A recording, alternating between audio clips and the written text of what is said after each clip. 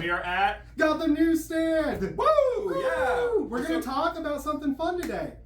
We are, yes, we are. And we're so glad you're here with us today because we're going to be talking about a subject that I really love. I don't know about you. I think you do. Because you came up with this idea. I'm actually It's a very scary idea. Well, maybe not too scary, but check it out. We are going to be talking about one of the most classic monsters ever in literature, film, and Comics! Yes, that's right. We're talking about General Count Dracula. illustration. Yeah, Count Dracula. Now, Dracula. We promised last episode we finished that Uncanny X-Men. We did. And it said next Dracula. So So it was kind of obvious. We're like, yeah, we should focus on Dracula. we have to focus on Dracula. I mean, come on. Why wouldn't we? Dracula. You had this explosion of just Dracula. You know, Dracula's been everywhere. He's been in movies, he's been in radio dramas, he's been on the stage, he's been in comic books, as you can see. Even going back as far as the 60s, probably even older than that. In 1962, he was made public domain, and there was a huge push to have Dracula stories populating all the newsstands and bookstores. So the first one that we had to talk about is from, I think, 1964? 66. 66. Yeah, this is a paperback, sort of like a novel. We'll show you what it is in a minute. And it's Christopher Lee Presents. He's, of course, one of the prominent actors who have played Dracula in film. And what's cool about this book, aside from that excellent Mort Drucker cover right there, Right? is it's actually a comic book. Yeah, check It's it out. a comic book. They formatted it to be sideways. Ain't that crazy? And there's actually a story in here called Dracula's Guest. It's, I think, it's in the back here. Oh, so there's multiple stories. There's it's not just the multiple novel. stories. Oh Yeah. no, you got multiple stories in one paperback. It's some of these are reprints from like Warren Publishing, like eerie, creepy. I believe the Dracula's Guest might be original. I know it was reprinted later on in eerie. But I just want to talk about how cool this kind of thing is to exist. Because when you had these Dracula things enter public domain, it was really interesting because suddenly every publisher had a character everyone cared about. It wasn't like only one publisher had Shazam or, Superman and you're trying to copy him. You literally had the Dracula.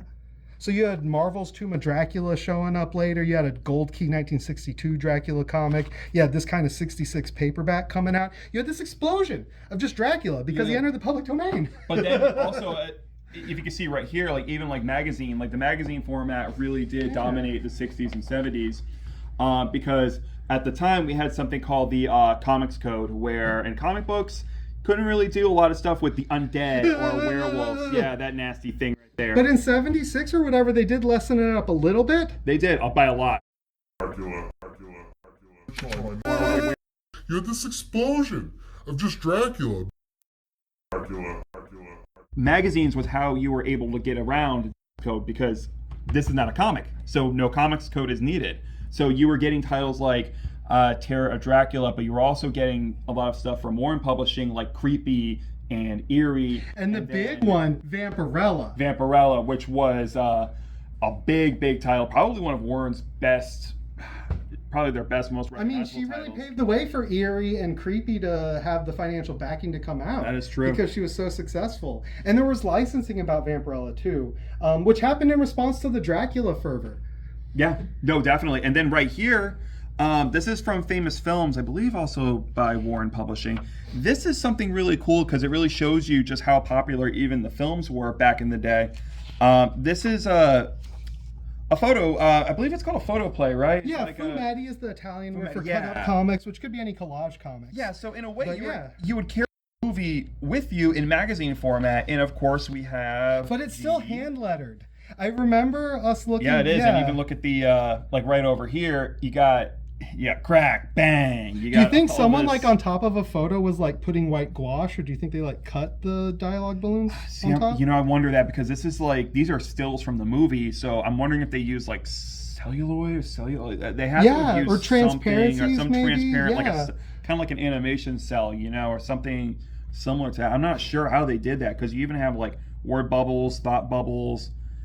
I don't know how they would have done it, but it really is impressive. But right here I'm showing off the Curse of Frankenstein adaptation, but we're here to talk about Dracula. So we're going to go ahead and move over to Dracula. He always has his friends with him, though. Always. Here we go. Horror of Dracula. This was a Hammer film. And they had to call it Horror of Dracula because back in the 1950s, when the movie came out here in the States, movie houses were still showing the original Dracula and Frankenstein, all those classic Universal monster films. So you couldn't have a movie called Dracula alongside another movie called Dracula, because in the UK, it was called Dracula. So they had to change the title to Horror of Dracula, and it was a hit. It was in full color, beautiful Technicolor. And the movie, yeah, but you got to see blood. Like, that was the first time you saw like blood in. So you mentioned this, and I was talking about nostalgia. I'm seeing this in black and white, and I'm thinking this is like an old silent movie, like with cards of dialogue instead of spoken sound. In a way. And you have this nostalgic look back at a modern movie, but it's like the silent film version of it. It's a really interesting thing to think about. How nostalgic he comes from, because it's an 1897 novel he debuted in. And another thing I just realized now, just looking at these pages, is the composition of film and how well the certain scenes translate well into comics. Because movies, especially back then, everything had to look good. You had to, nothing was really rushed back in those days. Everything was just meticulously planned and well orchestrated. And even just looking at like some of the zoom ins and close ups at some of the characters, I think it actually translates very well in comic book format, just the frames from the movie. Yeah, it looks like that's a close-up of that same photo. It could very well be. Yeah. Maybe like a second or two between, but it just looks really well. I think it works really well in comics. And oh, look at this. Look at that classic image of Christopher Lee. So, I mean, to see a kid with a photo comic, though, was crazy because, like, there weren't a lot of photo fumetti comics in the 70s. See, I don't really know too many. Mad Magazine would sometimes have some, I think. But it was more humor elements. It was like kind of like spoofing whatever was popular at the time, movies, television, I guess stage shows. And you had Jack Kirby photo collages kind of alongside the same vein, but you totally did, like different. during the 60s. Yeah, he did a lot of that even in Fantastic Four. So I don't know, I guess like photo, what would you call it? But it's just like a straight photo collage comic like this would have been like crazy to see. And to me, what I think about when I see Dracula is like this challenge to make a 100-year-old thing interesting again, like an artistic dare. Like, can you take this story everyone already knows, but make it a cool new experience? And yeah, it worked. You really can. There's lots of ways. You can cut it up sideways and make it a little book to kind of change how it feels. Or you can make him into a joke. We'll talk about that. Yeah, how he's used in humor. There's a lot of spoof that we want to talk about too. Yeah, there's a lot. I mean, and that happened even in movies. We've had films like, look at what Mel Brooks directed, Dracula Dead and Loving It, using famous monsters. That even comes across campy as me, just R. Yeah, like, look at that. He's going through worse than R. Like, can he talk after that moment when the sun hits him and all that stuff? See, that's me after a day at work at my 9 to 5 right there. That's me after I go to bed. But like, it's just really cool, and to think like this came out in the 60s. Now let's see look at that. Horror of Dracula, Curse of Frankenstein. I love seeing black and white old printing. I don't know why, but me too. And what would this have cost back in the day? Is the price even on here? I don't even think the price is on here. Oh, I don't even You just see had to it. know when you walk up to the I guess you had to like go 35 cents. 35 cents. Okay, so if this came out in the 60s, that's kind of a decent amount of money for a kid, because what was the going rate for a comic book? Like 12 cents at the time? Yeah, Silver Surfer was 15 cents and super chunky giant sized. Yeah, so that was 15. actually kind of a decent amount of money. You could have gotten several comic books for that price. And I mean, why? I mean, look, got this like big monster magazine. That's really cool. But yeah, and just moving on to what Dracula was doing at the time, like I have to say, all these elements of Dracula, it is like a storytelling dare. So we have this 1976 Marvel one that we're going to focus on next, and it was so weird. He pointed it out, Jay did, but you have typewritten font. Yeah, and the only reason I can think that they did this was because if you look at the cover one more time, this is from Marvel Classic Comics. This was a series that Marvel put out where it was adaptations of classic literature. So you didn't just get Dracula, you also got stories like Food of the Gods, you also got The Hunchback of Notre Dame, I think Gulliver's Travels, kind of similar to what Classics Illustrated was doing. Because I'm sure these were probably sold at, I guess, book fairs or whatever. I guess whatever the Scholastic Book Fair version of the 70s had. But you get this cool portrait of Brom. But in the novel, he is kind of described as like this bearded fellow with a top hat. So I'm wondering if there's a bit of Dracula in him, sort of, in a way. That's a good point. I don't know. Well, novel writers from the 19th century were all very wealthy. Like, only wealthy people could make art back then. Basically. So nowadays, it's like, well, we won't talk about that, but yeah, but you really do see like this typed font, which gives it a very different feel. I think they want it to look like a book in a way, because I'm wondering if kids were told to buy this, if they bought a Spider-Man or a Captain America, something like that. Like, okay, we can get you the funny books, but you have to have like at least an adaptation of a book.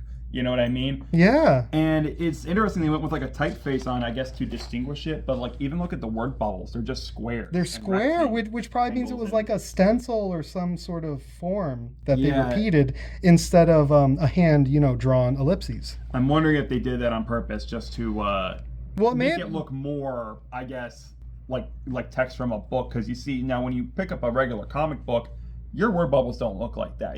There's an art that goes into emphasizing certain words or actions. And having margin areas, like there wouldn't be this wide a margin if it was ellipses. Dead space. It would be like, no, it would not look like that. And I don't even see any like action sound effects or like at all. I haven't seen any sound effects. You feel like a blam, a the one we just showed was full of sound effects. Yeah, the Fumetti was. But this one, I don't see that. I'm wondering if it's because it was supposed to be taken a little bit more seriously. Yeah, because this is Marvel saying, no, Dracula's serious and scary. And the other one's like, no, it's this dude in makeup making sound effects for a camera. Like, come on, we know, we know why you're picking this book up. We know why you're watching these movies. But that's, it's interesting because it kind of makes me wonder, was Marvel trying to compete with Classic Illustrated? Or was that even still like a thing back in these days? Like, I don't know. I guess getting into like the educational from literature to the comic book format sort of deal. I don't know. It really is an interesting question, though. Yeah, no. Yeah, and it's funny the publishers have their own different idea of what Dracula is, because like you're saying, he's more serious here, and he's a villain in the Tomb of Dracula comic, of course, and this keeps like Van Helsing as the antagonist. Like I've seen so much about Van Helsing looking into the castle and hunting him. I don't see a lot of like anti-hero Dracula enjoying his castle in this comic. No, not one. Yeah.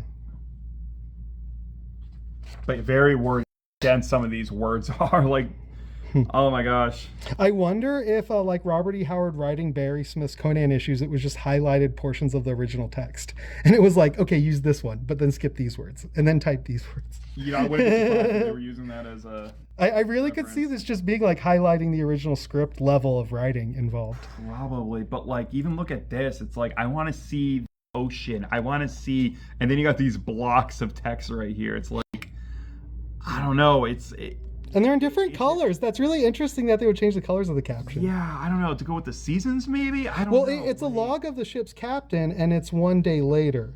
Oh, is that what it is? Okay. But I don't know. I mean, there's still some... Oh, I'm hunting for my Dracula whale. No, I'm kidding. Yeah.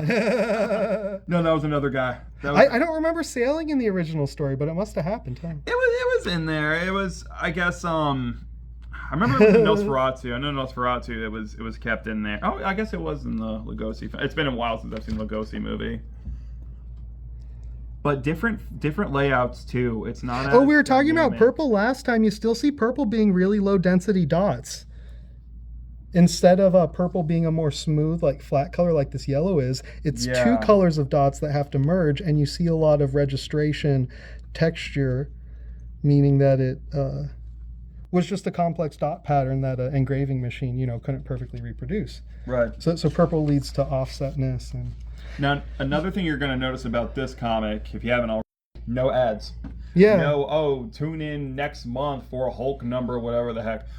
Yeah, this was, I guess, supposed to be taken a little bit more seriously. So you're not going to see your Stan's fan bullpen columns. You're not going to be seeing, the latest issue of X-Men or whatever the heck. Because it's more serious. It's supposed to be, yeah, exactly. But in a way, you get more pages of comic. 52 pages, no ads, the cover. That's pretty good, because what was the going page length? Like 22, 20, something like that? Oh, yeah. At this time, it was really fluid. Some comics were like 17, 18 story pages. So if you got like 50-some-odd pages here, okay, that's a cool transformation. That's right a there. really cool drawing. That kind of reminds me of... you see purple becoming less purple as it goes, bit. too. It's Yeah. I just pointed out, because you see these flat yellows and reds all the time and flat blues, the primary colors they can get good, but like even this kind of orange, It has red dots in it and it has yellow dots. I don't know if the camera's focusing well. Oh, I can see it now. Yeah. But it's just really interesting with color, the few limited choices that really have a striking impact. I think it works pretty well. I think it looks really good still. Like, you can tell that's night. You know, you can still... And then even over here, like, look at those clouds. Those are just like strips of purple right there just to kind of give you the idea of it turning night. You know what I'm kind of struck by thinking about Dracula, looking at this comic? How Dracula's kind of like a rich person's problem. Like, it's like a secret that, like, the working class around probably doesn't know about, but it's the rich Van Helsings that are obsessed with killing him. But Dracula's good at keeping himself a secret. And I know part of it is that people think the Van Helsings are kind of crazy obsessed over something that doesn't matter. So there's this whole sense of, should we care to take care of this thing that's hurting our world, or should we let it go on because it's not hurting us specifically? You know, I think Stephen King kind of emphasized that in Salem's Lot in a way, where there's this evil in the town, but everybody kind of treats it as like normal, like it doesn't even faze them at all. And that's a vampire story too. So it just, the idea of Dracula and vampires and whatnot, you know, the mythology behind that, it translates to all kinds of media, or just media rather. You got other novels, you have comics, movies. Dracula's everywhere. He never left. And what's funny is he brought friends with him. He did. This is what I really want to talk about. Like this next one, Terrors of Dracula. Like, you get the whole crew. You get a werewolf, you have Frankenstein, you have the spider, evil black cats. Yeah. But like, that's a Frankenstein? That looks like the Green Goblin kind of a little You know, bit. that might be the alien monsters. Is that what he is? It's literally called From the Pit of Darkness Came the Alien Monsters. That's what that is. And I think it's cool because you had Dracula's public domain and you had all the supernatural material passing the comics code suddenly. And like, Dracula is the leader. Like, he's this old guy that's always been there, and there are these other monsters now. I just think it's so cool that Dracula just means, yo, a different kind of person rules this kind of world.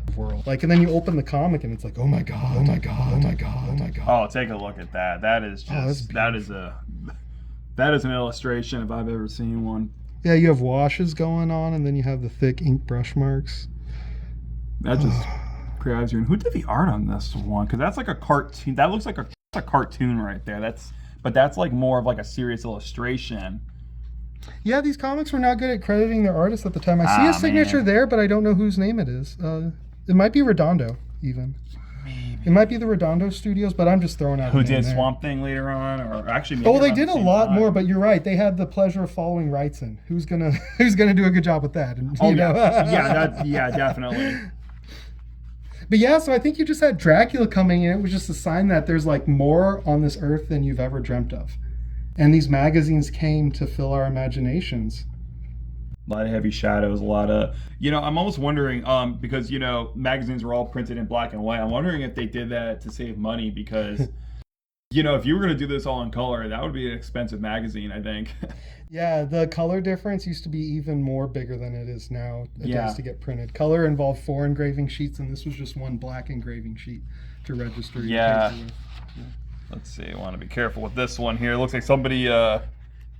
One other thing is you always see these comics in well-loved condition. Like, it's so rare to find a near mint minus. I don't think I've ever seen like a man. I think the one that we showed off earlier with the Hammer films, that's probably the nicest one I've seen. They're always like manhandled. And what's amazing to me is you just look at one panel of this and you're like taken to this dread world. Like, it's just like one panel. But then again, you have like the classic, horror movie like imagery here. I mean, look at that tree. Like, that's a haunted tree. That's a Graham Angles tree. Yeah, look at that black cat. And there's like everything you want out of like horror and Halloween and everything spooky is here. So you have a weird thing going on with the nostalgia where the EC and horror comics that were pre-code suddenly are a vein of influence for the artists making these. Whereas earlier, the pre-code horror was really something you tried not to look like in the Atomic Age in 55 and 61. Right. You're not trying to have these high contrast, mostly black images. You're not. You want everything to be in the open. But see, now I'm wondering, a lot of these old artists that were illustrating these comics, these magazines, where were they getting their inspiration from? Because you got to remember, no internet, couldn't go to Google. I mean, going back to it, I think just stills from black and white movies. You think they probably had stacks of famous monsters of FILMLAND and was just going through those thinking, oh, I like Okay, we can do that. That might have been what they had, or maybe they just literally watched stuff on TV, you know, and they just had a memory of what it was like. Probably, but like some of the, you know, this almost looks like a Hammer film, sort of. The Hungry Vampire. Yeah, he looks hungry, I think. It's so great what you see him do with all the black and white line work. Yeah, it's just so cool to look at. Like, it might be one color, but that's like 5 tools. But look at that, look at that. Looks like going through the catacombs or some castle, hallway, dungeon or whatever, and it's like, look at that. Yeah, you have the You have wash your of torches there, and then you have the dot pattern there, kind of. Or maybe it's like just a sponge kind of texture. And then you have white ink that they probably drew on top of it to make those good white lines. Oh, it looks just so great. You have so much planned in each panel in these comics. And so many words, oh my goodness. Oh, yeah, the density. Yeah, I love these old comics. I love them. They're great.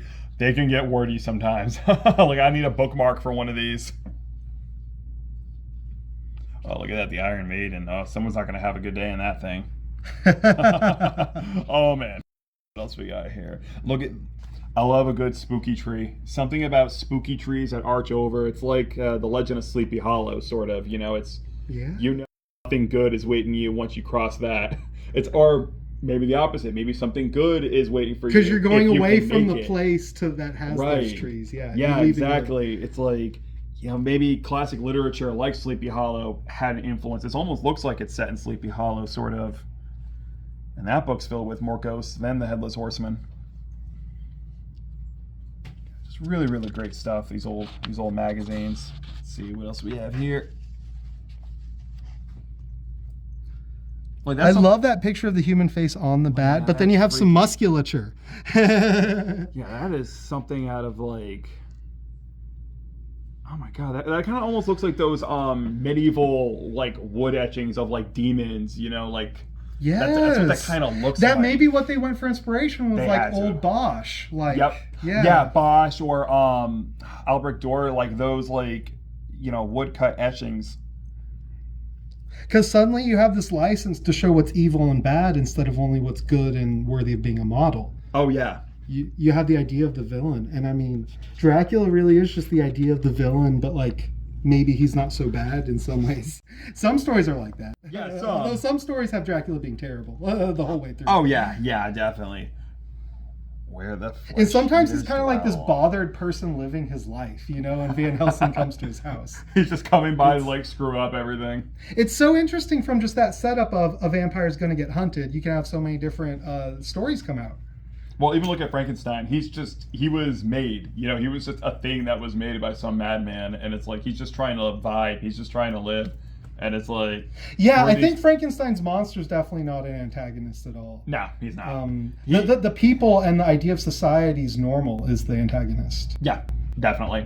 Yeah. But yeah, because he's just trying to, you know, learn about the world around him, and there's these bozos running after him with pitchforks and torches. It's like, what are you? What are you guys doing? Is this normal?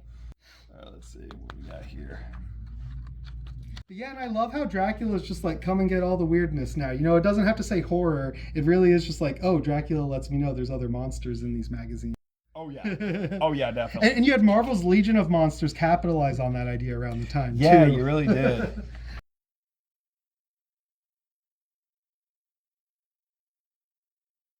Really good stuff here. Let's get a good monster. Oh, here's something nasty. Look at that. Severed head. Wow. Think Frederick Wortham would have had something to say about this. It looks exactly like that. Ooh, look at that. You know, people say the horror was what got EC Comics banned, but I've read a story that actually Judgment Day's representation of race is also what put them on the list. That's the story where the astronaut sees the blue and green people fighting and he takes off his helmet when he's like, they're never going to see each other as normal. And it's a black astronaut from 1953. Oh, wow. And that story really is also kind of what set off, you know, anti-EC, pro-code legislation. Yeah, there's so many theories about what actually was happening behind the scenes. Because Archie and National Comics wanted EC out because EC paid artists more. I heard about that too. Yes, and then they would have to pay their Yep. artists more, or their artists would go to EC. So it was this kind of hit job on this company that triumphed art. But in a way, they still lost because you had Hugh Hefner paying his artists very well for Playboy. Like those cartoons in Playboy, they're like these beautiful, like painted gouache illustrations, and they were getting paid very well. Like, oh my God, who was? I know Von Baudet had some comic strips in there. I think even Wally Wood, maybe. I'm not sure. I know a few of them from EC went over there, and they made some bank. Yeah, it's really interesting how you saw the code split illustration, where you had the serious illustrators able to get more money sometimes from doing movie posters and stuff. Oh yeah. But then you just had this slum of people who didn't know how to change when the world changed. Yeah, Graham Ingalls, I think, was one of them. I heard he just kind of Yeah. gave up after a while. That comics code nonsense really kind of left a taste in his mouth. Well, and Will Eisner fled comics completely and worked for the military. He did. To make the preventative service maintenance magazines. He did. Yeah. He did. Nasty thing right here. This spider. Like, what the heck? This kind of reminds me of those old. Wow. Yeah, that kind of reminds me of those old, like, non-EC horror comics from the 50s. The ones that would have, like, a skull head on a gigantic spider. It was like, I don't know, Tales of Terror or something. I don't know. But, like, they were just doing anything. Like, take, like, a horrific idea, draw it, put it in a comic, put it on a cover. Who can forget The Hand of Fate? It was a comic where just a hand showed up and pointed somewhere. Yeah, like, yeah, stuff like that. Like, it's just these simple ideas that I think a kid could even come up with. But the adults got to execute them, though. The idea might be gained by a kid, but I mean... And then even, like, look at that fear of spiders. Like, look at those giant tarantulas. I mean, I see those crossing the street in my neighborhood. Like, spiders probably that big.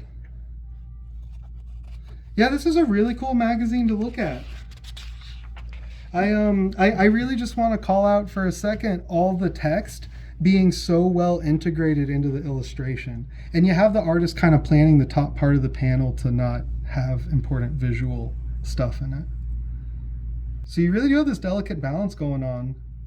Yeah, and you have to map all this kind of stuff out. I mean, you don't just draw a panel working over, you know, dialogue and figures and stuff like that. You have to, like, really map that out. And it kind of reminds me of the 22 Panels at Work by Wallace Wood, where he's talking about panel layouts like this, like, you know, foreshortening and shadows, and honestly, I see it all here. Like, you know, the small figure, text on top, that's there. You know, it's certain classic comic book layouts, they don't go out of style. The dialogue balloon is even like the perspective line that, you know, puts that on top and then goes towards the horizon line. That's exactly the balloons even help that. That is exactly what that is. Like, none of this is coincidence. It's just a cool thing.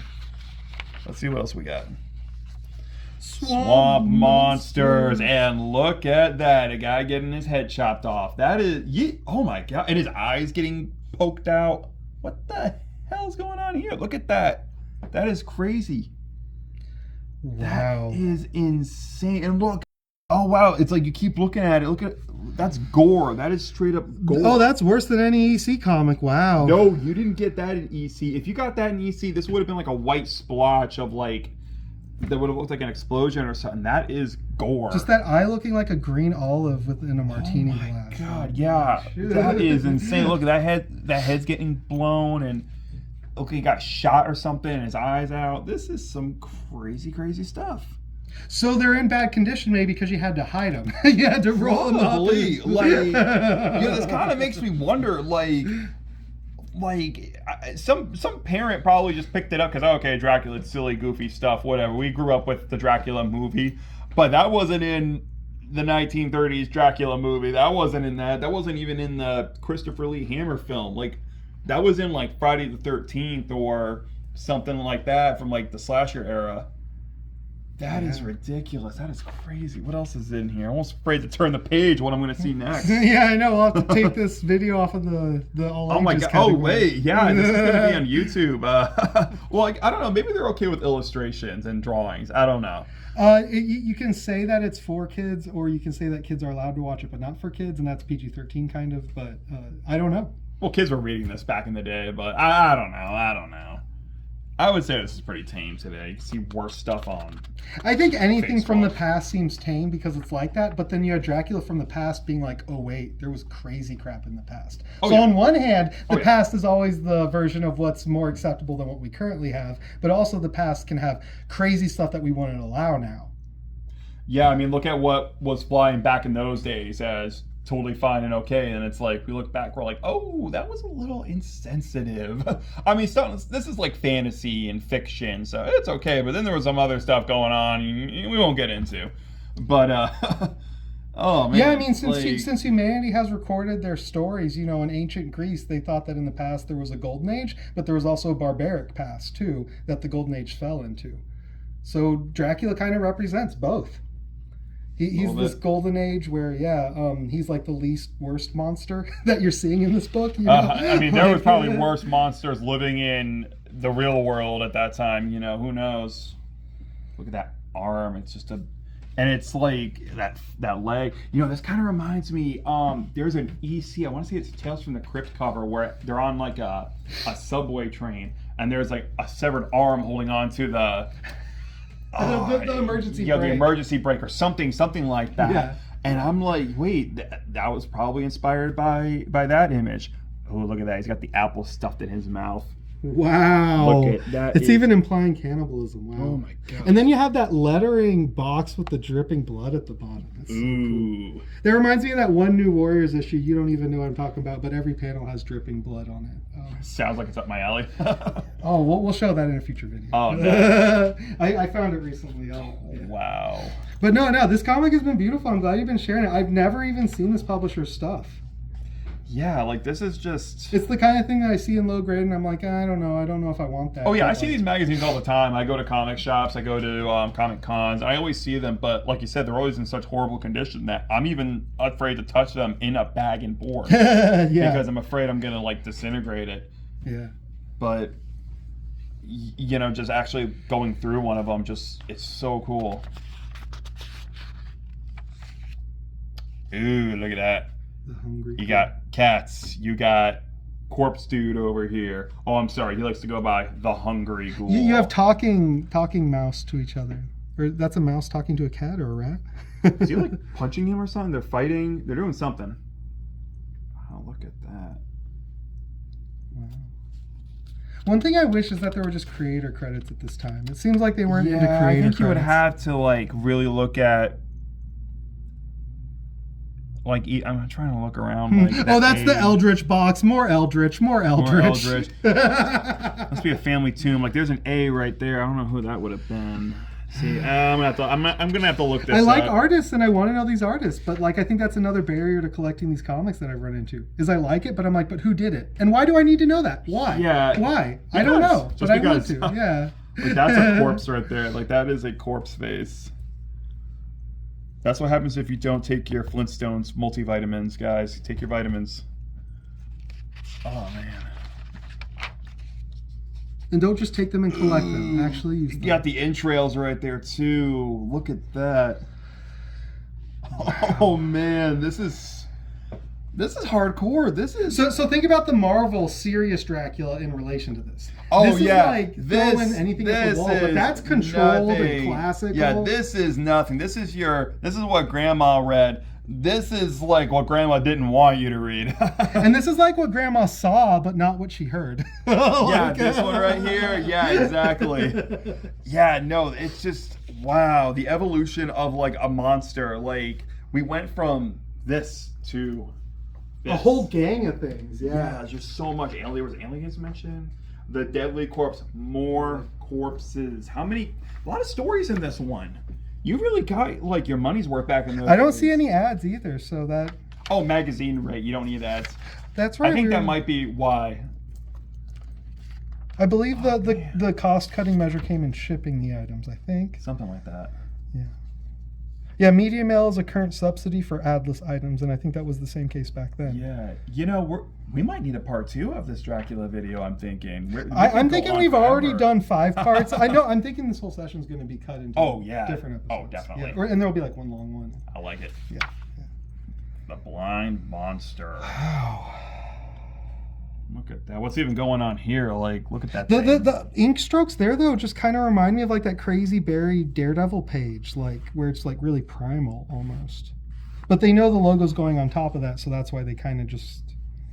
I don't know what the right way to say is, but it looks like it's just a thick line that they didn't put as much care into as like that. Do you think they would have like used whitewash or something over the illustration, or they maybe did a paste up? I absolutely think that they did paint over it. They actually probably specifically did paint it. just because I can see like the ridges of the brush there. But if it was a paste up, there'd be like a kind of shadow or like a bit more of a definition from the. See, they should do like an artist edition of something like that. Well, I mean, we're probably looking at something close to, black and white. Well, the problem with that is the people didn't care to save it. They would give it to the publishers, and the publishers would be like, "It costs money to save this," and the artists themselves would be like, "I didn't even get paid that much for doing it in the first place. Why would anybody want to buy it later?"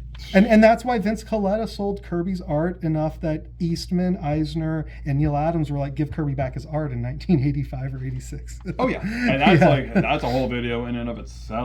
Yeah. I like the panel structure. It's all zigzag and almost like a. Oh, you have sci-fi. You kind of have Star Trek Scrapbook. showing up here a little bit, and the spaceship landing. Yeah, a little bit. Yeah, look at that. I mean, space would have been like still pretty popular during this time. Big monsters from outer space and the atomic age horror films from like the 50s. And then you just have these thick brushstrokes when you go underground. I love how these represent the rocky environment. Look at that. He's got like these big like claws. Look at that. Like what even is that? You got like these big like hedge clipper claws, and he's got like giant like talons on his giant feet. Yeah. Like that's something you can only think of. That's pretty cool. Really simple. It reminds me of like designs, too. what's his name? Mark Texeria. It really does. Let's see what else we got. Yeah. Let's see what we got here. Look at that. Tunnels, a lot of tunnels. Nothing good. And lurks the in a choice tunnel. of frame is really interesting. It being like this squiggly white line with no black defined line. Yeah, it's kind of like a scrapbook in a way. It's like it looks crude, but it's very uniform. It's very well done. It's like a big eyeball for a head, sort of. It kind of looks like the Xenomorph in a way, like that angle right there, like his head came out like that. Yeah. Oh my god, what year did this come out? Like 70s? Yeah, it would have been about 3 or 4 years before Geiger's. Probably, yeah. Before H.R. Geiger would have done that. Some kid probably spilt their chocolate milk on here. Oh crap, Mom's gonna see it. Oh, Exactly. no. Oh no, I made a mess. Oh, it's just a napkin. It's not a scary That's comic. all it is. No, yeah. No, there's no blood and gore in here. Disembodied. There's just coffee victims or smell. anything Yeah. like that. Puts it in trash. Mom leaves, takes it out of trash. Take it out of trash. Yep. And the story's continuing on the back cover. Yeah, Look at even though that. the page quality is so different, at the time this would have been much more white, but it still would have had a little bit of noise from the wood pulp. Oh, just a little bit. But still, yeah. that is interesting. The story is going to the back cover. So if you're missing this cover, you do not have a complete story. Is it Oh, on the man. back cover? Let's see if the story ends on the back cover. Right. Kind of, maybe. Maybe. I mean, yeah, it says the end right First there. come, first severed. Oh my gosh, if that's not some crypt keeper And then you have this nonsense hand there. with teeth on it. It reminds me of the oh my god, that Jim Phillips skateboard logo. That's what that looks like. Jim Phillips, did you look at this? That is so cool. Well, hey, Terrors of Dracula. There's plenty of that to go around. Oh, yeah. Stuff. Oh yeah, definitely. So yeah, moving on to the next Dracula we have the show. Marvel UK existed, and what they would do, they would make magazines like Planet of the Apes and Dracula Lives. If that ain't a doubleheader, I don't know what is. Demons of the Psychodrome. Like that is just cool. I love this stuff. Jay didn't know what these were, so I had the pleasure of letting him know this earlier. Marvel UK would take black and white photo stats from Marvel Comics and make them bigger than they were in America. But what else did they do to get more money out of you? They would only publish portions of the story. So you're not getting a full story out of these. You're getting like a part, but oh my gosh, look at that. Yeah, I rushed past the first page way too quick, huh? I mean, but still, look at that. Like skulls, and you got rib cages.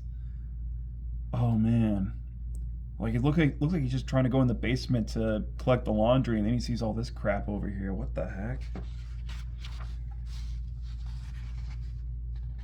Yeah, you still don't have artist credits on this one either. Oh man, really? Usually Marvel is pretty good at that. What the heck? Yeah, Stanley it's really just a wanted to UK do that thing. actually. Oh wait, is that the? No, Wait. it starts on the first page here. Whoa, it starts look at right here. that. Yeah.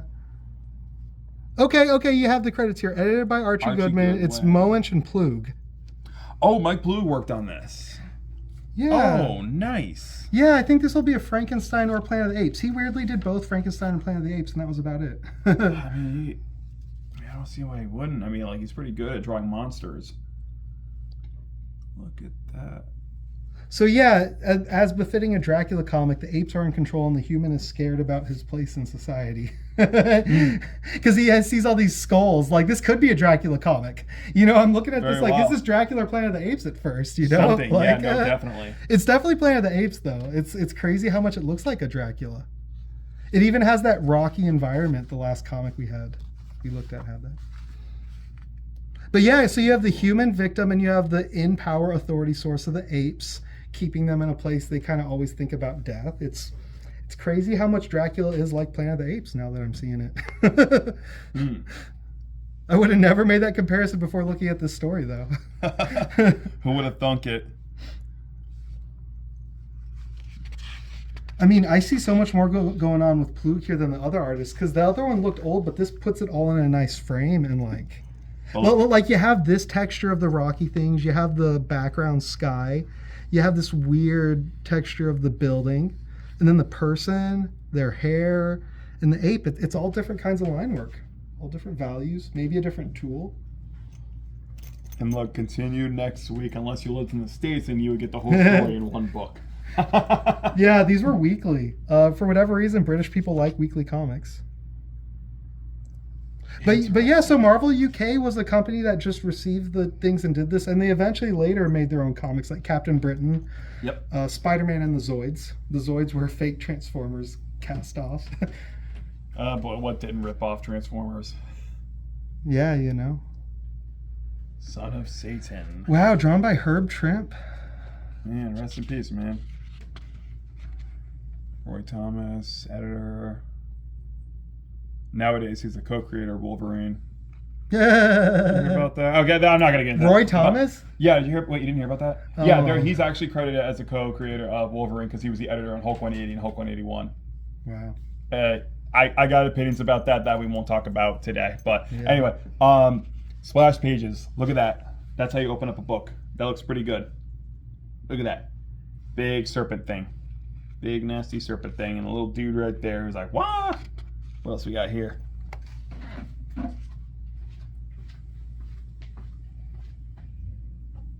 You know, I feel like looking at some of these comics, because these were originally published in color, right? Yeah. I feel like these were made to be in color. Like, I feel like right here there would have been like artistic liberties and like the inks that they would have used. Oh, you're right, because And the contrast certain things is would pop. different. So yeah, they were expecting a flat color to fill that, but now black might be more appropriate in black and white because you're looking for the contrast. Yeah, but to draw the eye somewhere. See, I know like comics typically have to look good in black and white before they can look good in color. But I think with Marvel, something about like their in-house coloring style that they would go with, it just because there's so many details here, but if that was in color, you could read it better. And it would certain things would pop a little bit more. Like that could be anything. That could be space. That could be on land. That could be like a fantasy realm. That could be anything if you were just looking at it for the first time. But you know, in the context of the story, you get that. But I don't know. I feel like this would have looked a little bit better in color.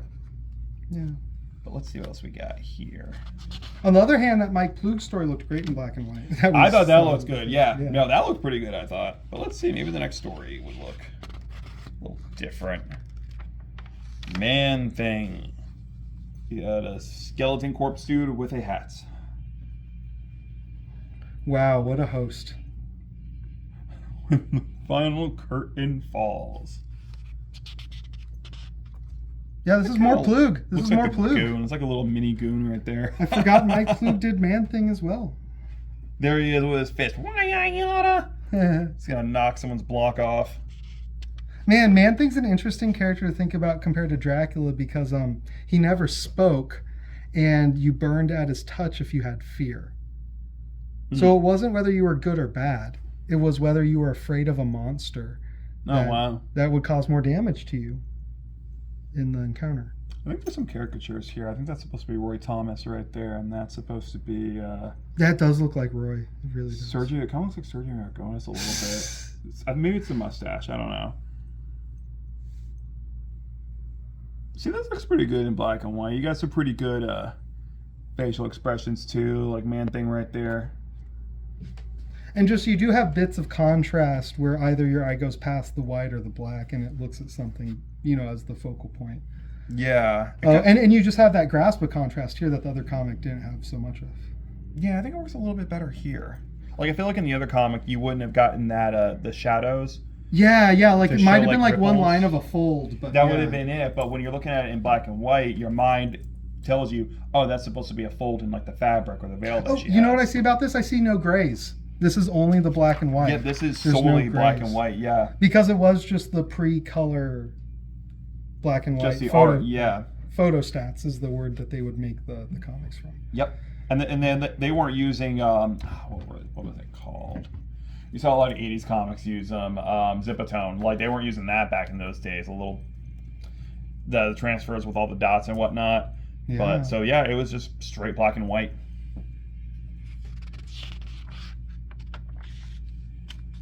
Ooh, look at that. And then you Blood had of the Khazar even dinosaurs. in the comics. Wow. Okay, you got some pretty good stories in here. Wow. You got some really good stuff in this comic. Okay. Yeah, the Marvel UK was awesome. There was one that had Frank Miller's Daredevil and Steranko's Nick Fury, and Claremont Byrne X-Men. Like. Oh, that's okay. See, that's pretty cool. Jerry Conway was the writer. Let's see, we got John Buscema. Okay, that makes sense. He was a big Tarzan guy, so it kind of makes sense that he would be a Khazar guy. And it's interesting they had this because Man-Thing later, his first appearance outside of the magazine Savage Tales was Khazar. It was a couple issues of Khazar. Oh, okay. That Fear comic was a reprint of Fear 10. Oh wait, of the that's a reprint, Savage Tales. really? It's a reprint of Savage Tales 1 or of the solo Man-Thing story from a Khazar issue. Because I thought that was supposed to be like his first solo appearance outside of the magazine. Because he had a run in magazines for a while before. You might be right. I think I'm not a big Man-Thing aficionado, but I'll tell you this: that one title is pretty funny. Giant Size Man-Thing #1. Okay, yeah. Low-hanging immature humor I just here. want them to finally make a comic that's literally about like a giant daredevil. Like, he takes Giant Man serum, and the comic is And just he's about just- Daredevil being skyscraper tall. Like, What do you even know that he's tall? He's blonde. Oh wait, that's a bad joke. Never mind. oh wow. Never mind. No, Wow. cut that out. Would he even know that he's tall? He's just stepping on What things. Oh my gosh. It's like, Matt, what are you doing? I almost kind of forgot we're supposed to be talking about Dracula for a second. Yeah, this comic Like, definitely there's takes you away from dinosaurs. Dracula. There's dinosaurs in here, and then there's... You know what's funny is we still haven't gotten to the Dracula story. Have we I think not? that's it. I think this Is it? Strange New World. Wait, did we miss the Dracula story? I don't think there's Dracula in this Dracula Is there Lives comic. no Dracula in Yeah, the because Dracula we have a comic? second Planet of the Apes story right here.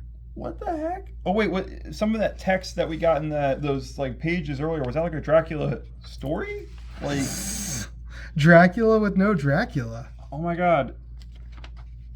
It's like how they had that one comic from the Golden Age, Captain America's Weird Tales. Guess who's not in that comic? Yeah, Captain America. Yeah. Or you had Charles Bureau's Daredevil, which is pre-Marvel's Daredevil, not have the hero Daredevil in it, but... Yeah, but something calls here Daredevil. well, no, it was the three little kids that were his sidekicks. The comic was about him. Because heroes were less popular. Yep, And nobody funny cared little about kid that. comics were, yeah. Oh, hey, It ran out. Oh, it ran out? Okay. Okay, what else? But yeah, no Dracula? Like, really? There's no... Yeah, there's no 'Cause do you Dracula remember in here. seeing- I'm going to take a little look and see if And we have Dracula Lives, like, did they screw up when they made this comic? I mean, he lives, and that's just all we know. And then you have Son of Satan. Does he make an appearance in one of these stories? Like, and we just didn't see it? I mean, he's in that letter column image. Wait, is that it? That's our Dracula? There's that no, little look? yeah. The only Dracula in Are this you whole serious? comic is right Wait, here. are you? There's no way. There is no way they really ripped little British kids Yeah, off. yeah. Oh, no Mommy, Dracula. Daddy, I don't see Count Dracula in this comic. Oh, I think we got ripped off. I want my money back. Like, wait, where And then the guy's like, draw fangs on this guy. Dracula's right there. Look. You got a skeleton dude with a top hat. That's good enough. Oh, but that's not me, Count Dracula. I don't like this comic anymore. Like, what? Wait, did they? Like, why did they put that on the cover? That's BS. No, there is no Dracula in this Dracula. I mean, Blood comic. of the Dinosaurs is still not Dracula. I mean, dinosaurs are cool though. Okay, but where's my Dracula? I mean, this comic had you Planet of the searching Apes? for it, like How Van many- Helsing. How many exactly? How many Planet of the Apes stories are in this damn thing? Oh, Mom, oh, Dad, I don't like this comic anymore. Oh, we got Tony the Tiger in color. Oh my God, that's crazy. So you even had public domain Dracula selling stuff he wasn't in. Wow. That's how you know you made it. You don't even have to be present. That is insane. Yeah. And then let's go a little bit more Yeah, so then after this time, yeah. to a current day. Sort We of. have a Roy Thomas Dracula right here. We do, 304. This is based off of the film. The Tops one, yeah. So this is cool because Mike Mignola does the art, inside and the cover. And boy, does he kill it. Look at that. That's that Vlad the Impaler right there. Look at that. What a cool drawing. That is so neat. One thing I like about Mignola a lot is that his art looks really simple from a glance, but when you look at it, he's got it down to a science. He builds the face. He knows where the nose is in that shadow. And drawing shadows like that ain't easy. Yeah, because it is can just not look like a easy. dumb black blob. It can look like you spilled India ink on a piece of paper and thought, okay, sure. No, but that, like, You know what's he's good at interesting is composition. this looks like the black and white comics we saw a lot more than the color ones, even though it's in color. Very minimal colors on this page. I bet if you turn that Like- page there, we're going to see a little bit of a... Look at that, a little bit more muted tones and pretty good likenesses, too. They kind of remind me of those covers that, what was it, House of Mystery? They would do, like, these DC stories where they kind of looked like novel covers, almost. Oh yeah, They're like very Forbidden Mansion of the Dark Love. Yes, yeah. Forbidden Mansion's one of them. They That's had a a big one. few, like Dark Mansion, something to that effect. Well, and with these, you still even have that typewritten lettering. You have the hand lettering there, but then you have this typed lettering, because Roy Thomas did edit this. So you have this Roy Thomas Dracula, and then in 1993, 15 years later, you have this comic. And it's just crazy to me how it looks like the Terrors of Dracula, the gray wash one, than the color one. It's beautiful. Mike Mignola, I mean, he looks like, he loves silent movies from the past. Oh yeah, I see. Like he almost kind of looks like Edgar Allan Poe in a way. Like there's definitely that silent movie German expressionism influence here a little bit. Which, I actually haven't seen this adaptation of Dracula, so maybe I got to check it out. Oh, you've never seen this? Yeah, there's a The Dynamite re-edition Coppola. of it. Yeah, I haven't seen that one yet. I'm always kind of a Lugosi Lee sort of Dracula guy. Everybody has their Dracula, but I mean, my Dracula, the first one I read was the black and white Tomb of volumes that were Marvel Essentials. yes. So they were the 500-page phone books on bad paper that had black and white art. Sometimes the paper would fall out. Yeah, literally my volume, the pages would be the scattering. interiors fell out, and I just had the outer cover of the book, and I kept it on my shelf for years. Oh man. Because I still loved it. I really did. Well loved book. Yeah, my favorite Dracula is Gene Colan and Tom Palmer. Oh yeah. Yeah. Which we know you know about, and we didn't really want to show off too much here. But yeah, no, you have this great adaptation going on that's trying to colorize 70s magazine art form. That's a great monster image right there. That's like almost like out of The Exorcist, sort of. And I do just want to shout out, talking about condition, this one is in terrible condition with a missing top I didn't staple. even It was notice from our that. dollar bin, but it's weird. It's like the only ones we have left, or like... Nobody wanted this for $1? It's weird. High grade Dracula sells very quickly and for 4 to 10 times the price that the low grade one sells. Nobody really wanted this. And the low grade man. sits in our store for a little bit, but high grade old Dracula. I mean, just looking at this one might not be sitting in your store. I think it's awesome. This one might have to come home with me. Well, look heck. at the color. Like, look at the pink. Like, So the what you had reds. going on at this time in terms of color advancement was the digital inkjet printing compared to the engraving offset process. And you don't have any dot patterns here unless you all want to flat. reach for the old style. You have just brilliant flats. And by brilliant, I mean there's no shading or texture unintentionally from the production. Yeah, the like the plates, going overlapping and stuff like that. You'll get little surprises with those old comics. With this one, everything is pretty standard, pretty straight to the point. And this company was beating Marvel's pants at the time because they had access to the Malibu printer. Tops and Image both had the Malibu printing. Yeah. I mean, I'm sure we'll make a lot of videos about this. But see, I thought it was more so the licensing that they would get. Like they had Jurassic Park, they also had Terminator, I think, for a little. Oh yeah. Well, and they were a card company when cards were doing well, so comics was like their side hustle. Oh, okay, I see. Yeah. Because everybody during the '90s was a comic collector because people were seeing X-Men 1 by Jim Lee being the highest sold, or the best-selling comic of all time. So now Topps probably wanted a piece of that cake.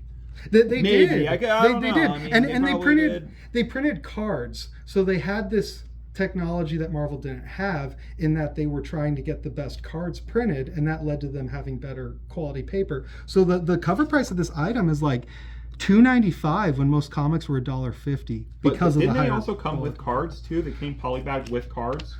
I should mention that, absolutely. That was another reason for its high price. They had a series. Topps had a series called Satan 6, and that had a Jack Kirby, one of his last comics, I think. Yeah, and I believe that came with cards. Yeah. They did a lot of old Jack Kirby stuff. Actually, they did Secret City Saga as well, which is really one of the last things that he worked on. Destroy #1.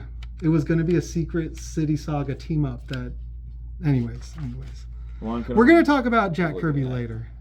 Yeah, he touches everything that's ever been made. Turns into gold.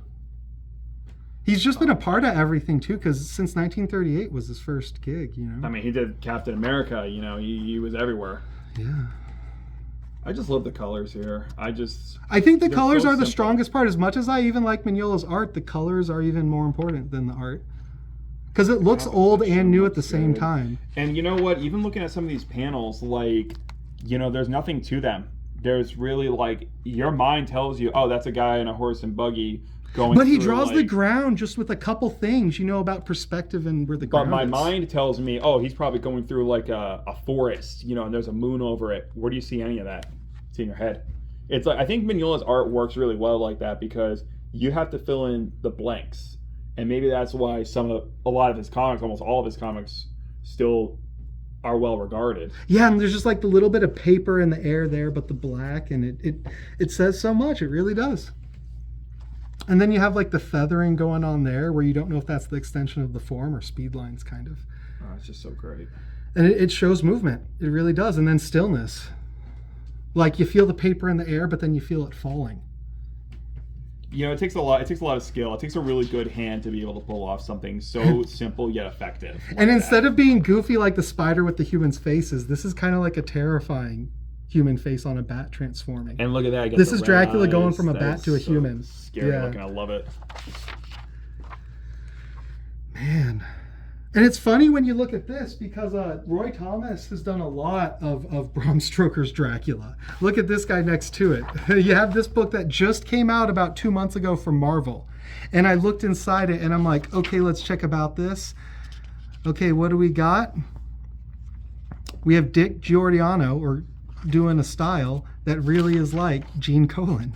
I mean, look at that. Wait, yeah.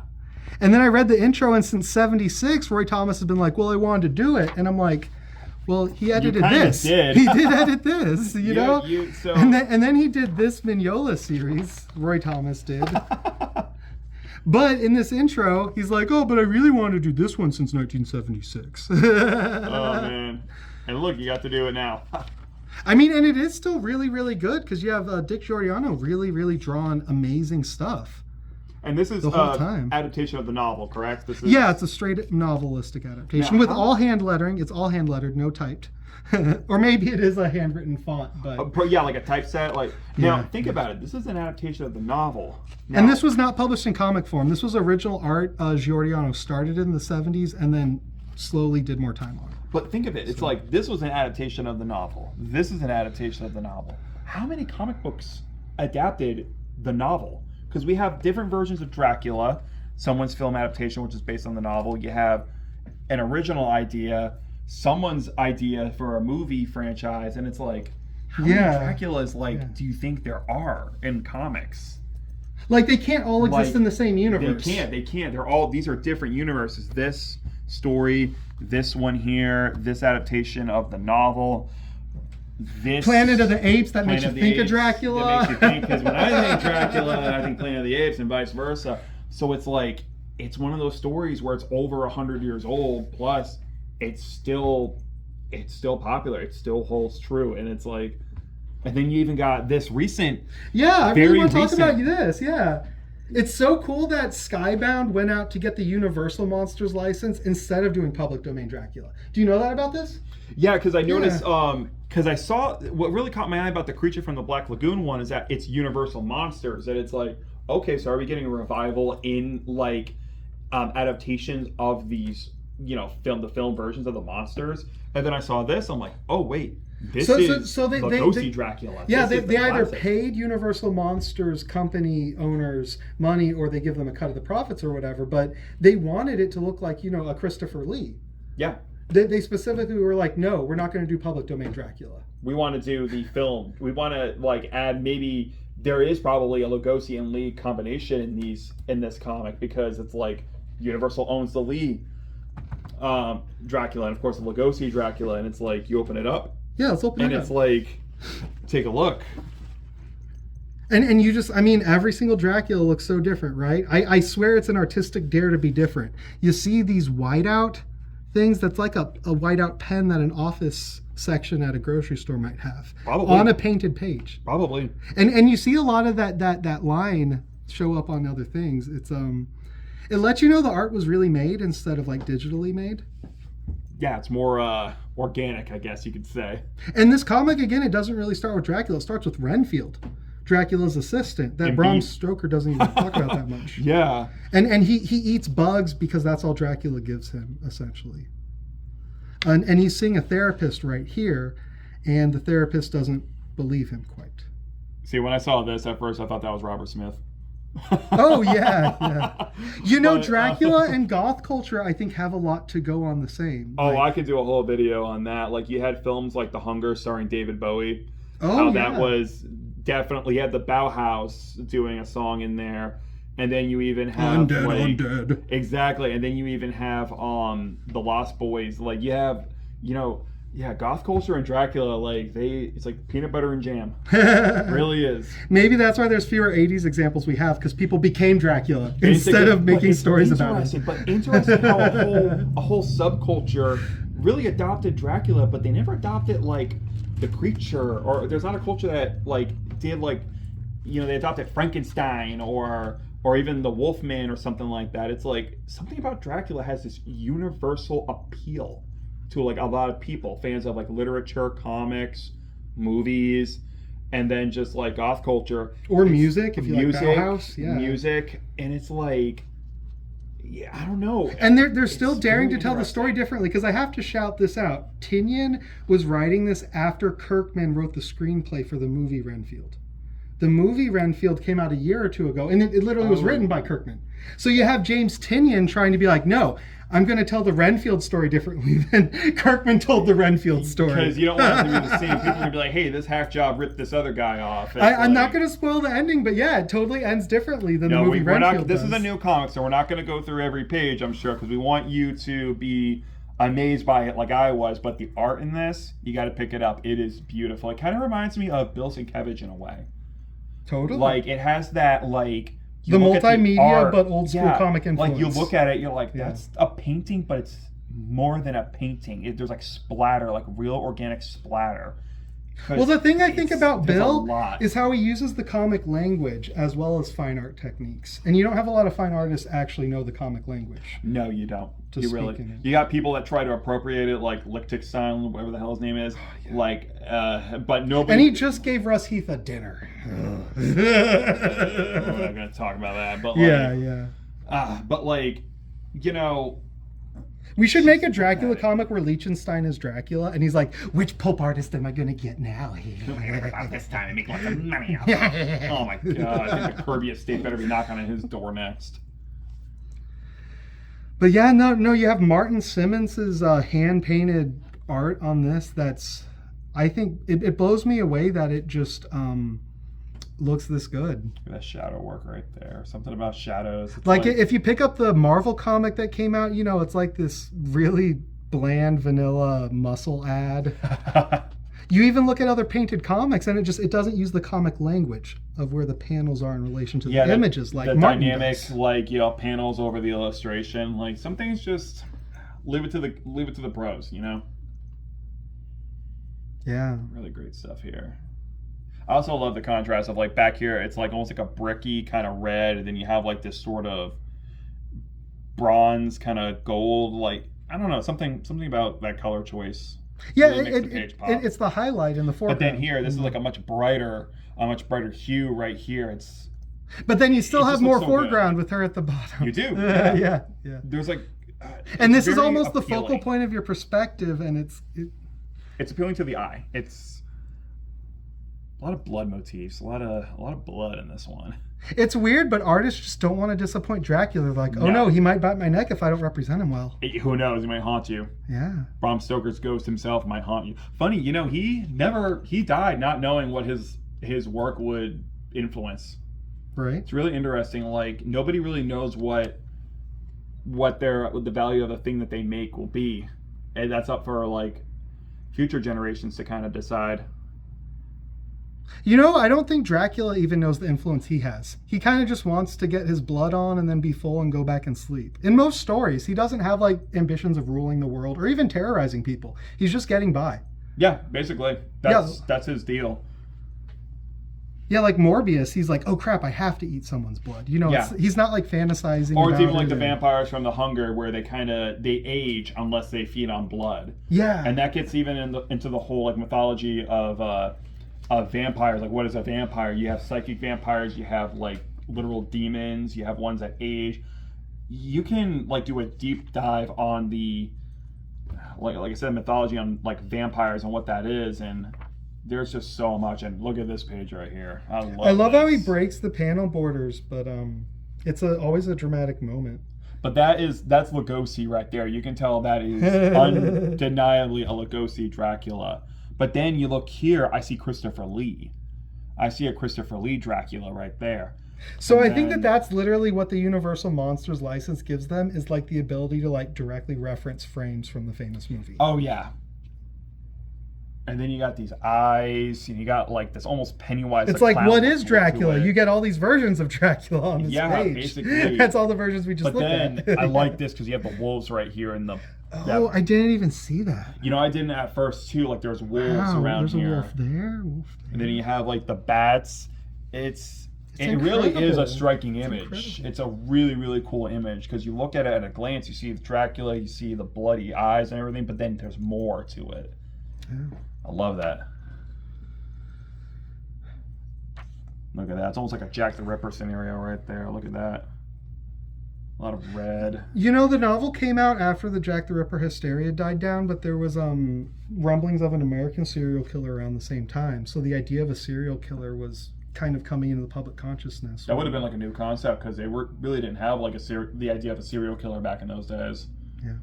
That's crazy. This kind of reminds me like the red with like that sort of like bloody look. Kind of reminds me of the intro credits to the Texas Chainsaw Massacre, where you have the this footage, this like red footage of like the sun and all these like little mini explosions that happen. It kind of looks like that in a way.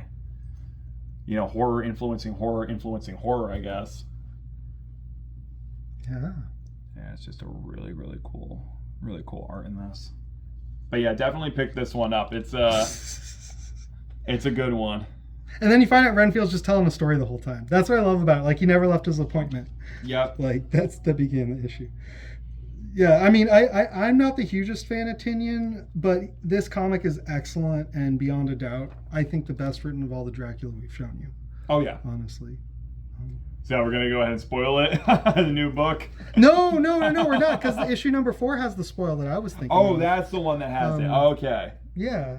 Yeah. I mean, there you just know that the guy doesn't quite believe him, but he's still going home to his master. Yep. Yeah. But yeah, no. We have so much Dracula going on. I'm blown away by how cool an influence he is, and I'm really glad that you guys stayed with me and Jay. Oh yeah, and then Dracula. Oh, he's yeah. even he's also a source of comedy. Yeah, we were talking about how you take something from the past that used to be scary, but it's not scary anymore and it becomes campy. Dracula's a part of that too. It's kind of like Count Chocula in a way, sort of. Yeah, this book by Shaky Kane and a bunch of other people, it reminds me of that Terror of Dracula magazine a lot. But look at this. This is definitely a much different tone than what we showed off earlier. This is very bright. You got cat turds over there, and then you have a nice purple car. Not your typical like monster story, I guess. Let's see what else we got. We got Max Headroom right over there, getting a stapler to the head. What else we got here? And this comic like assumes a sort of past history of Dracula where he's already hung out with Frankenstein and he's like already their friends and stuff. It's so interesting the ways you can take it. I always love that. I always love it when it's like assumed that all the monsters are kind of in cahoots. It kind of reminds me of like Abbott and Costello Meet Frankenstein, or even like those older Universal films where you would have Frankenstein with Dracula, with the Wolfman. Sometimes the Invisible Man will be there. And it's just, yeah, why not? Why wouldn't you guys hang out? Probably play poker or something like that every Friday. I like that. Frankenstein's got like these like shades on. He's like the Terminator. That's kind of like a Kirby transformation right there. Well, Shaky Kane was famous for being Kirby-like in punk British 90s comic culture. Oh, yeah, you can see. Yeah. Yeah, I have an issue of Deadline that he worked on, and you can see the Kirby. It's like the guy was a fan. I mean, look at that. That looks like a Kirby right there. I mean, we're not showing it today, but his Cain and Abel, he meets like a god, and God looks a lot like Kirby with his cigar. And then you got the Dan Klaus right here, that influence.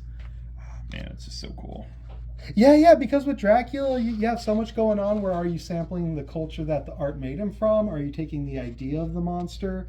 You have so many directions you can go, and it's like this cool toy that you can do anything And with. you know what? I don't think there's a wrong version. I really don't think. I think when a character's been around for like well over 100 years plus or whatever, it's kind of up for grabs. It's like we're kind of in a way seeing that with Mickey Mouse even after he got brought into the public domain, and it's like, who knows where that's gonna go, or much to Disney's dismay probably. Like all the greens and oranges, and the black, almost like Halloween colors right here. What we got here? Oh, and then next up to leave it up with, let's just talk about Marvel's Dracula comic they're putting out now. Why not, right? We have to. And that just came out. Yeah, so Blood Hunt has been a summer event where basically it's like Avengers versus vampires, but Dracula's on the Avengers side. So he's a good guy, right? He's a good guy. Yeah, because essentially he's like, these young upstarts, they're just messing up too much with my kingdom, and I want all the order reestablished. So you have Dracula teaming up with Daredevil and Blade's daughter. Bloodline. And you see they're about to fight a lot of vampires. You see that's what's happening. Oh, man. Wow. But yeah, so Dracula, so let's show off this Dracula just for a little bit. This is what I meant when I'm like, oh man, the art kind of just looks like a little blah, I don't know, vanilla. It's a little over the, it's... But I still have to say, Dracula's bringing out a different panel design, with the broken glass being the panels. I like it though, look at that. And with Marvel's Dracula, a couple times he's been deposed as the King of the Vampires too. So in the Marvel universe currently, he's kind of a washed up has-been, but not in a comedic way, and like he wants to redeem himself by teaming up with the heroes to set the world right. He realized he's done being an evil demon. He's like, screw this, I want to try something else. Let's try this being good thing. A few villains have had that sort of change in their lives in the Marvel universe. Yeah, I mean, Rogue's the most famous. That inspired this episode, and she drains powers from people even. Like a psychic vampire. Yeah. Thanks, X-Men. Thanks, mutants. And then right after Rogue happens, there's the whole Dracula biting Storm thing in the X-Men world. And then Jubilee got turned into a vampire for a little bit. Vampires just have... They have their footprint in everything.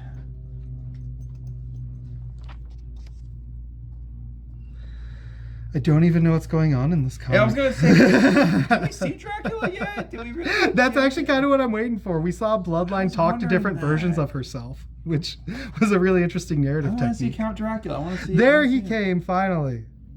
We have crucial work to do. Are you finished wallowing, girl? That's That's him. That's the Dracula I know. Yeah. But, see, but he has armor. He has armor. Dracula. like Yeah. he needs battle armor. No one's driving a stake through his heart anytime soon. You think garlic will work against him? You're gonna have like Doom or somebody with a slingshot zapping him with garlic. I feel like if this were the Silver Age, probably. Oh, I've man. invented a garlic gun that can defeat you.